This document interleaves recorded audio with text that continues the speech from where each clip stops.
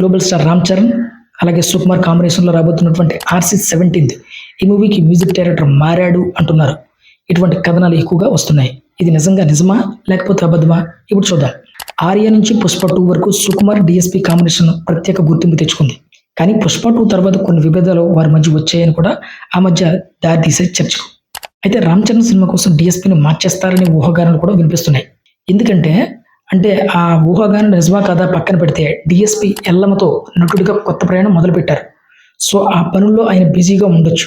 కాబట్టి RC17కి DSP music director కాకపోవచ్చు అనే ఊహాగానాలు కూడా వినపడుతున్నాయి. అయితే ఇప్పటి వరకు దీనిపై ఎటువంటి ఫైనల్ నిర్ణయం కూడా తీసుకోలేదని సమాచారం అయితే ఉంది. స్క్రిప్ట్ పూర్తయ్యాకనే సుకుమార్ తుది నిర్ణయం తీసుకోబోతున్నారట.